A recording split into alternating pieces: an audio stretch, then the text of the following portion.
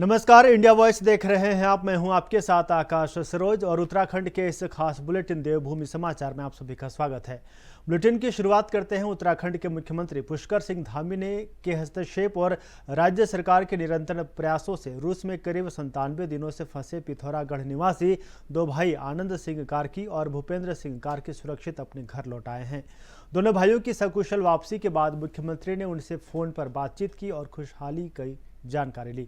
मुख्यमंत्री पुष्कर सिंह धामी ने कहा कि उत्तराखंड का कोई भी नागरिक दुनिया के किसी भी हिस्से में संकट में हो, राज्य सरकार उसकी सहायता के लिए हर संभव प्रयास करेगी। प्रदेशवासियों की सुरक्षा, सम्मान और हितों की रक्षा हमारी सर्वोच्च प्राथमिकता है। उन्होंने कहा कि ऐसे मामलों में राज्य सरकार, केंद्र सरकार, विदेश मंत्रालय और संबंधित भारतीय मिशनों के साथ समन्वय स्थापित कर हर संभव सहायता सुनिश्चित करती है। तुम उस तरफ चले गए थे ना।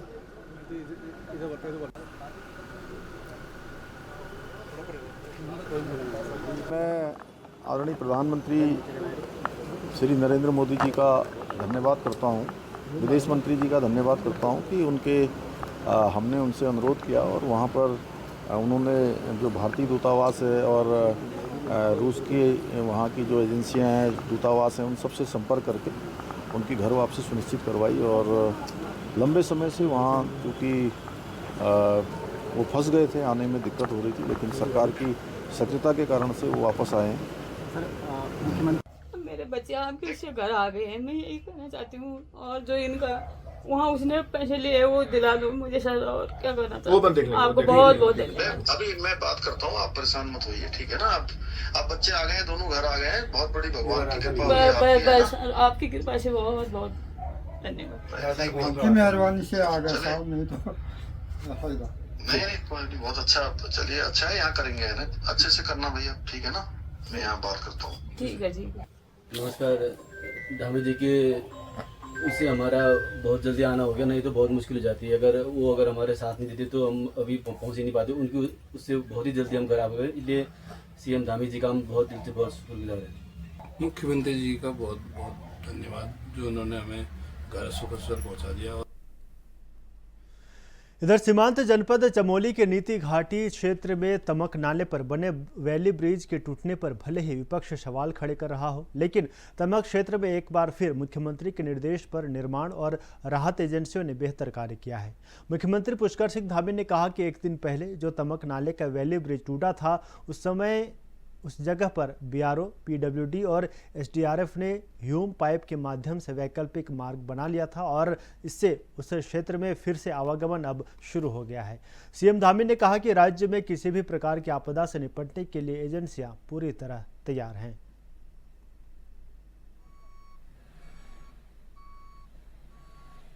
ये तमक जो सीमांत क्षेत्र है हमारा, भारत का सीमांत क्षेत्र है वो, और उस क्षेत्र में परसों जो है बहुत तेज़ी से जो है ऊपर से बादल फटने के कारण से जो सैलाब आया था, उस सैलाब से वहाँ पर बना हुआ वैली ब्रिज क्षतिग्रस्त हो गया, बह गया था वो। तो वहाँ पर कई सारे गांव उस पुल के कारण से आवागमन उसमें बना रहता था, संपर्क बना रहता था, लेकिन वो संपर्क वैली ब्रिज जाने से टूट गया। इसलिए हमारी तात्कालिक आवश्यकता थी उस क्षेत्र के लोगों की, कई गांवों के लोगों की, कि वो आवागमन वहाँ पर फिर से सुचारू रूप से चालू हो। तो युद्ध स्तर पर काम किया गया और जिला प्रशासन ने, एनडीआरएफ ने, एसडीआरएफ ने, पुलिस विभाग के लोगों ने और सभी ने मिलकर उसका जो है 24 घंटे में ही जो है आवागमन बना दिया। वहाँ पर ह्यूम पाइपों से वैकल्पिक मार्ग बन गया है, संपर्क मार्ग स्थापित हो गया है। तो मैं सबकी बहुत सराहना करता हूँ कि जिन लोगों ने, जिला प्रशासन और अन्य जो एजेंसियों ने वहाँ पर त्वरित रूप से काम किया है और आवागमन वहाँ पर फिर से चालू। मुख्यमंत्री पुष्कर सिंह धामी ने सचिवालय में जल जीवन मिशन की प्रगति, वित्तीय स्थिति, योजनाओं के संचालन और रखरखाव और आगामी कार्य योजना की समीक्षा की। बैठक में जलापूर्ति योजनाओं की प्रगति, ग्रामीण परिवारों तक नल से जल की पहुंच और सत्यापन, जल गुणवत्ता, वित्तीय प्रबंधन और योजनाओं के नियमित संचालन से संबंधित विभिन्न विषयों पर चर्चा की गई। मुख्यमंत्री ने हर घर जल का लक्ष्य 100% पूरा करने और शेष पात्र ग्रामीण परिवारों को निर्धारित समय सीमा में नल कनेक्शन से जोड़ने के निर्देश दिए। उन्होंने कहा कि जल जीवन मिशन की सफलता केवल नल कनेक्शन की संख्या से नहीं, बल्कि प्रत्येक घर तक नियमित, पर्याप्त, सुरक्षित और गुणवत्तापूर्ण पेयजल पहुंचने से तय होगी।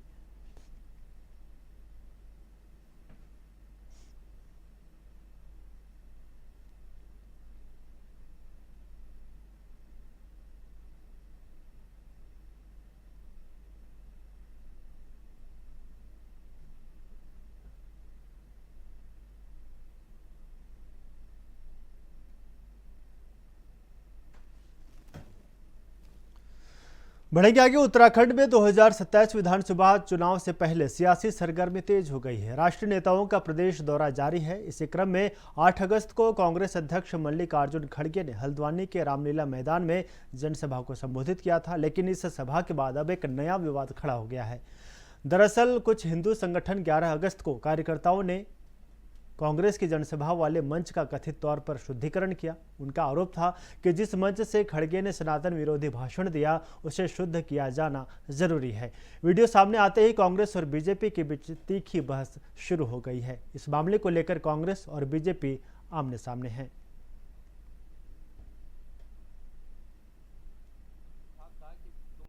मुझे कल किसी सज्जन ने ये जानकारी दी और जब मैंने पता किया तो तब पता चला कि ये लोग भाजपा से जुड़े हुए लोग हैं और उन्होंने उस मंच का शुद्धिकरण किया। असल में ये सब बातें मानवता को शर्मसार करती हैं। हमारे राष्ट्रीय अध्यक्ष जी का मनोबल, उनका आत्मबल, उनकी इज्जत इन सब बातों से ऊपर है, लेकिन ये भारतीय जनता पार्टी की सोच दिखाती है कि वो समाज के एक वर्ग के प्रति कितनी कुत्सित भावना रखते हैं। आज जहां देश 21वीं सदी में हम जी रहे हैं, दुनिया के देश चांद सितारों पर विकास की बात कर रहे हैं, वहां भारतीय जनता पार्टी की सोच इस स्तर पर रह गई कि कांग्रेस के अध्यक्ष दलित हैं और वो एक मंच पर आए, इसलिए उस मंच का शुद्धिकरण होना चाहिए। हम इस भावना की कड़ी निंदा करते हैं। मैंने अपने सभी कार्यकर्ताओं का आह्वान किया है कि इस भावना का कड़ा विरोध किया जाए, कड़ा प्रतिरोध किया जाए, कड़ा प्रतिकार किया जाए। कांग्रेस ने राष्ट्र को हमेशा से भ्रमित करने का काम किया है।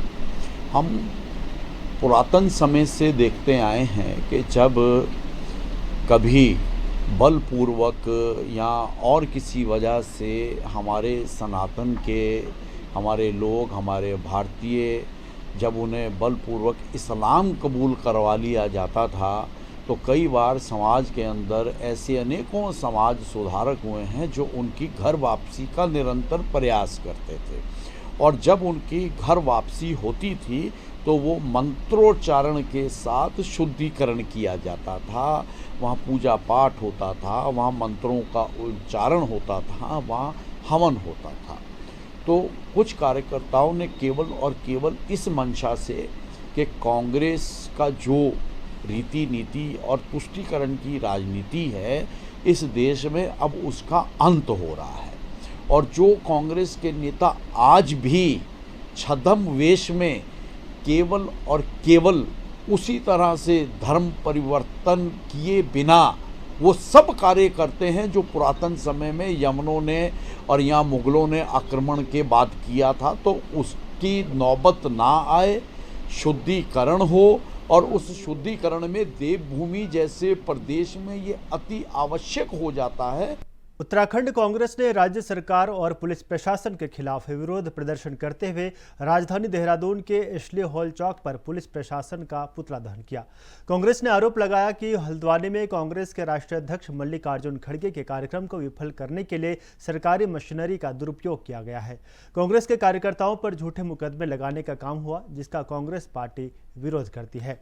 तो देखिए, 8 अगस्त को कांग्रेस के राष्ट्रीय अध्यक्ष मल्लिकार्जुन खड़गे देहरादून पहुंचे थे, जहां पर हल्द्वानी में उनका एक कार्यक्रम था। उस कार्यक्रम में जो भाषण दिया था उसको लेकर एक तरफ जहां पर बीजेपी विरोध करती नजर आ रही है, वहीं पर दूसरी तरफ कांग्रेस जो है वो पुलिस प्रशासन पर निशाना साधती नजर आ रही है। ये तस्वीर है राजधानी देहरादून की, जहां पर कांग्रेस के कार्यकर्ता पुलिस प्रशासन के खिलाफ नारेबाजी करते नजर आए और पुलिस प्रशासन का पुतला दहन करते हुए नजर आए। दरअसल कांग्रेस कार्यकर्ताओं का कहना है कि मल्लिकार्जुन खड़गे के कार्यक्रम में पुलिस ने रणनीति के तहत काम किया।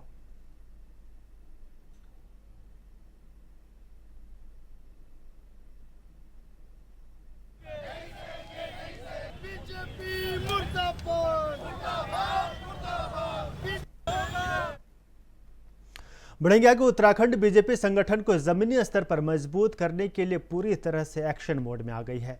पार्टी ने अपने सभी मोर्चा प्रकोष्ठों को नए दायित्व सौंपे हैं, जिसके तहत अब एनजीओ प्रकोष्ठ सीधे गांव के युवाओं से संपर्क साधेगा।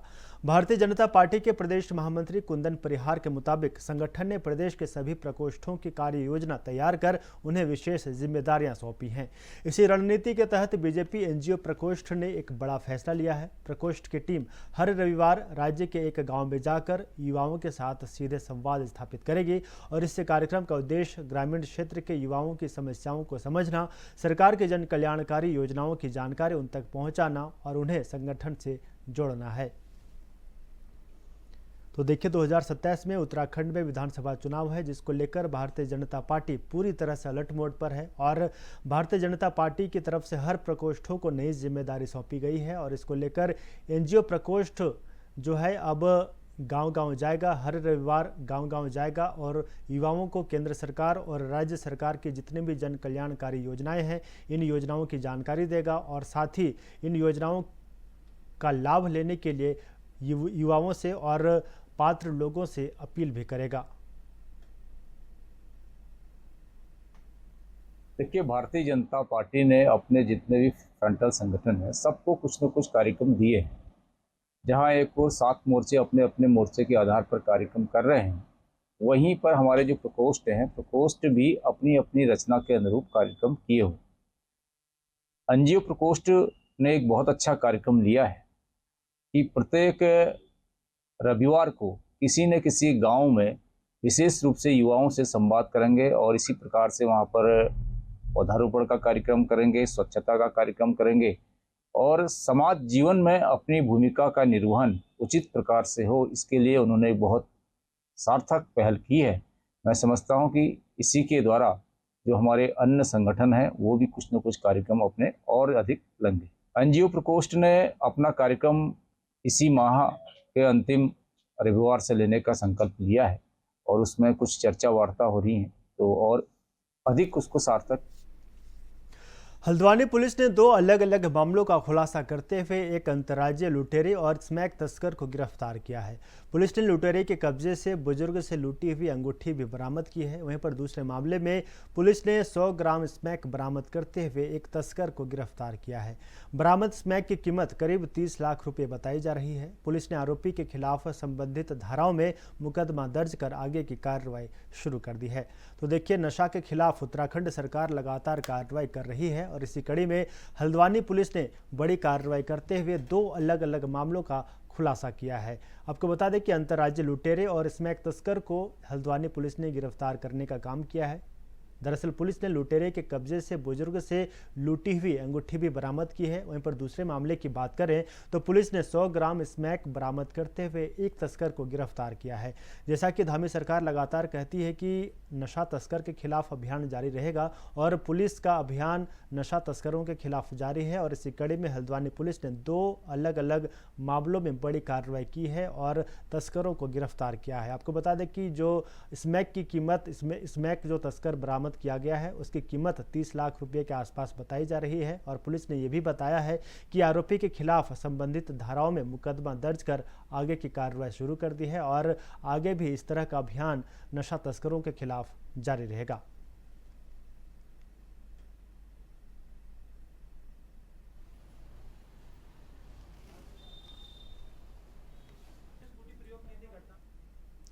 इधर बरसात के बीच टनकपुर क्षेत्र में अचानक बढ़ रहे जलस्तर को देखते हुए प्रशासन पूरी तरह अलर्ट मोड पर है। जलस्तर बढ़ने से संवेदनशील इलाकों में उत्पन्न हो रही स्थिति का जायजा लेने के लिए एसडीएम टनकपुर ने मौके पर पहुंचकर संवेदनशील क्षेत्रों का निरीक्षण किया और स्थानीय लोगों को सुरक्षा के प्रति जागरूक किया। निरीक्षण के दौरान एसडीएम ने लोगों से अपील की कि बारिश के मौसम में गाय गधेरों, नदी नालों, तेज बहाव वाले स्थानों और लैंडस्लाइड संभावित क्षेत्रों में जाने से बचें। अचानक पहाड़ों से आने वाले बारिश के पानी के कारण जलस्तर तेजी से बढ़ सकता है, इसलिए किसी भी स्थिति को हल्के में न ले। तो देखिए, उत्तराखंड के कई जिलों में लगातार बारिश हो रही है। बात करें टनकपुर की, तो ये तस्वीरें आप देख सकते हैं कि किस तरीके से टनकपुर में बारिश हुई है और बारिश का आलम इस कदर है कि खुद एसडीएम को बाहर निकलना पड़ा और हालात का जायजा लेने के लिए एसडीएम निकले और वहां के लोगों से बातचीत की। इस दौरान एसडीएम ने लोगों से बाहर न निकलने की अपील की। एसडीएम ने कहा कि लैंडस्लाइड जैसी घटना और जहां पर पानी का जो जलस्तर है वो बढ़ जाता है, वहां पर जाने से बचें। साथ ही उन्होंने ये भी कहा कि लैंडस्लाइड, बारिश की पानी की वजह से लैंडस्लाइड का खतरा जो है वो बढ़ जाता है। ऐसे में वो अगर आवागमन करते हैं तो ध्यान रखें कि लैंडस्लाइड वाली जगह पे ना जाएं और लोगों की जो जनहानि होती है उस जनहानि से बचने का काम करें। केवड़ा नाला और केवड़ा 2 नाले के बारे में बताना चाहूँगा कि यहाँ पर जलस्तर मूलतः जो पर्वतीय जनपदों में, पर्वतीय क्षेत्र में जो बरसात होती है वहाँ से पानी यहाँ पर ज़्यादा आता है। और केवड़ा 1 में जो नाले में पिछली बार काफ़ी कुछ दुर्घटना भी हो गई थी। इस बार शारदा कॉरिडोर परियोजना के तहत वहाँ पर पूरे पिलर्स बना दिए गए हैं, उससे काफ़ी रोकथाम हुई, कहीं पर ऐसी कोई दुर्घटना घटित भी नहीं हुई, नहीं पानी का जलस्तर बढ़ रहा है। इसी प्रकार से केवड़ा 2 में जिसमें अक्सर पानी काफ़ी कम रहता है, वहाँ पर भी काम किया जाएगा। जो वीडियो जो है इसमें दिखाई दे रहा है, तो इसमें देखा जा रहा है कुछ लोग ज़बरदस्ती अपनी गाड़ियाँ खड़ी हुई हैं, कुछ लोग ज़बरदस्ती अपनी गाड़ियों को उसमें बाइक के माध्यम से डालने का प्रयास कर रहे हैं। तो मेरा ऐसे लोगों से अनुरोध है कि जो सुरक्षाकर्मी या जो हमें ड्यूटी में यहाँ पर आदमी तैनात कर रखे हैं, उनके बिना अनुमति के ज़बरदस्ती पार ना करें, क्योंकि पर्वतीय क्षेत्र है, यहाँ पर जलस्तर कभी भी पानी का बढ़ जाता है। और ज़रूरी नहीं कि यहाँ पर बहुत ज़्यादा मौसम खराब ही हो, अगर उच्च पर्वतीय क्षेत्रों में बरसात होती है तो उसका पानी यहाँ पर आता है, इससे कभी दुर्घटना घटित भी हो सकती है। मैं सभी से यही कहना चाहूँगा कि कृपया जो वहाँ पर ड्यूटी में तैनात व्यक्ति हैं उनका निर्देशों का पालन करें और जलस्तर को देखकर ही पार करें। किसी भी तरह का रिस्क लेने की कोई आवश्यकता नहीं है। हमारी टीम सब चारों तरफ है और सब चौबंद है। दिल्ली हरिद्वार एनएच पर स्थित बढ़ेड़ी राजपूताना का वही इलाका जहां पूर्व में अरुण देव सिटी के नाम पर सैकड़ों लोगों का सपना नदी के उफान में बह गया था। नदी किनारे रिवरसाइड सिटी के नाम से शुरू हुआ ये नया खेल केवल प्रॉपर्टी डील नहीं बल्कि सीधे सीधे आपदा को दावत देना है। पहाड़ी नदियों का मिजाज पलक झपकते बदलता है और बरसात में इनका प्रवाह किसी भी पक्के ढांचे को जमींदोज करने की ताकत रखता है। अगर आज जिम्मेदार विभागों ने समय रहते कार्रवाई नहीं की तो कल फिर कई परिवारों की उम्र भर की कमाई इस रतमऊ नदी की उफान में समा जाएगी। जनता को भी ऐसे चमकते विज्ञापनों और नदी किनारे के लुभावने वादों से सावधान रहने की जरूरत है।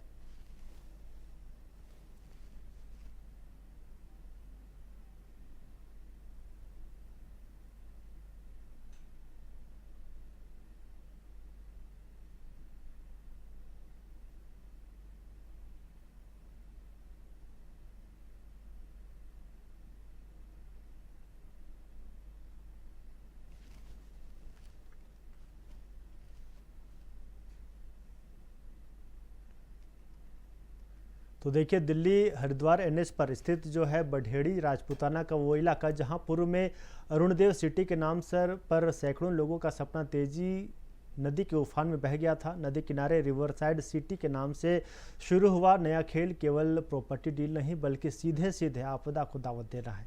पहाड़ी नदियों का मिजाज पलक झपकते बदलता है और बरसात में इनका प्रवाह जो है वो किसी भी पक्के ढांचे को जमींदोज करने की ताकत रखता है। अगर आज जिम्मेदार विभागों ने समय रहते कार्रवाई नहीं की तो कल फिर कई परिवारों की उम्र भर की कमाई इस रतमऊ नदी की उफान में समा जाएगी। जनता को भी ऐसे चमकते विज्ञापनों और नदी किनारे लुभावने वादों से सावधान रहने की जरूरत है। तो देवभूमि समाचार में फिलहाल मेरे साथ इतना ही। देखते रहिए इंडिया वॉइस। नमस्कार।